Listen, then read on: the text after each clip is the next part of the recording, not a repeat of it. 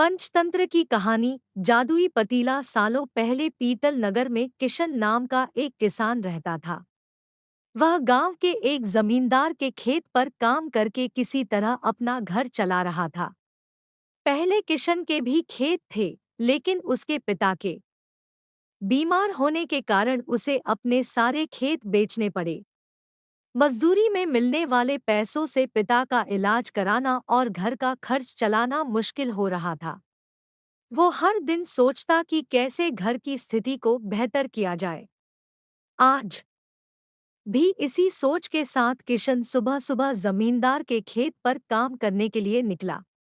खुदाई करते समय उसकी कुदाल किसी धातु से टकराई और तेज आवाज हुई। किशन के मन में हुआ कि आखिर ऐसा क्या है यहाँ। उसने तुरंत उस हिस्से को खोदा तो वहां से एक बड़ा सा पतीला निकला। पतीला देखकर किशन दुखी हो गया। किशन के मन में हुआ कि ये जेवरात होते तो मेरे घर की हालत थोड़ी सुधर जाती। फिर किशन ने सोचा कि चलो अब खाना ही खा लेता हूँ। किशन ने खाना खाने के लिए अपने हाथ की कुदाल उस पतीले में फेंक दी और हाथ मुंह धोकर खाना खाने लगा। खाना खत्म करने के बाद किशन अपनी कुदाल उठाने के लिए उस पतीले के पास पहुंचा। वहां पहुंचते ही किशन हैरान हो गया। उस पतीले के अंदर एक नहीं बल्कि बहुत सारे कुदाल थे। उसे कुछ समझ नहीं आया। तभी उसने अपने पास रखी एक टोकरी को भी उस पतीले में फेंक दिया। वो एक टोकरी भी पतीले के अंदर जाते ही बहुत सारी हो गई। ये सब देखकर किशन खुश हो गया और उस जादुई पतीले को अपने साथ घर लेकर चला आया। वो हर दिन उस बर्तन में अपने कुछ औजार डालता और जब वो ज्यादा हो जाते तब उन्हें बाजार जाकर बेच आता। ऐसा करते करते किशन के घर की हालत सुधरने लगी। उसने इस तरह से बहुत पैसा कमाया और अपने पिता का इलाज भी करवा लिया। एक दिन किशन ने कुछ गहने खरीदे और उन्हें भी पतीले में डाल दिया। वो गहने भी बहुत सारे बन गए। इस तरह धीरे धीरे किशन अमीर होने लगा और उसने जमींदार के यहाँ मजदूरी करना भी छोड़ दिया। किशन को अमीर होते देख जमींदार मोहन को किशन पर शक हुआ। वो सीधे किशन के घर पहुंचा। वहां जाकर उसे जादुई पतीले के बारे में पता चला।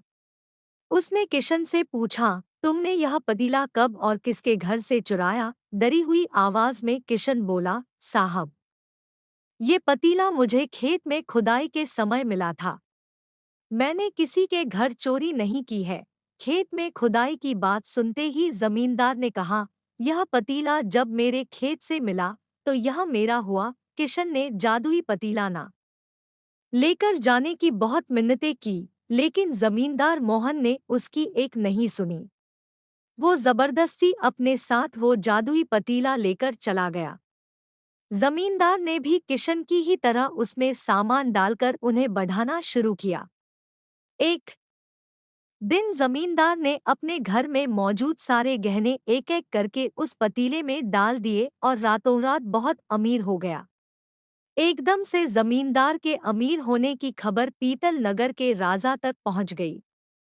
पता लगाने पर राजा को भी जादुई पतीले की जानकारी मिली। फिर क्या था, राजा ने तुरंत अपने लोगों को भेजकर जमींदार के यहाँ से वो पतीला राजमहल मंगवा लिया।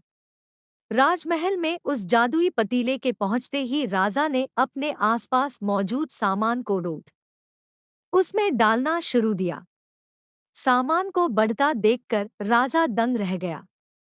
होते होते आखिर में राजा खुद उस पतीले के अंदर चला गया। देखते ही देखते उस पतीले से बहुत सारे राजा निकल आए। पतीले से निकला हर राजा बोलता, मैं पीतल नगर का असली राजा हूँ।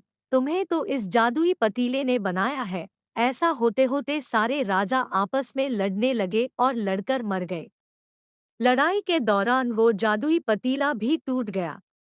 जादुई पतीले के कारण राजमहल में हुई इस भयानक लड़ाई के बारे में नगर में सबको पता चल गया। इस बात की जानकारी मिलते ही मजदूर किशन और जमींदार मोहन ने सोचा, अच्छा हुआ कि हमने उस जादुई पतीले का इस्तेमाल सही से किया।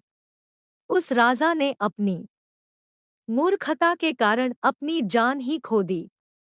कहानी से सीख। जादुई पतीले की कहानी से दो सीख मिलती है। पहली कि मूर्खता का अंत बुरा ही होता है। दूसरी यह कि हर सामान का इस्तेमाल संभल कर करना चाहिए। किसी भी चीज की अति हानिकारक हो सकती है।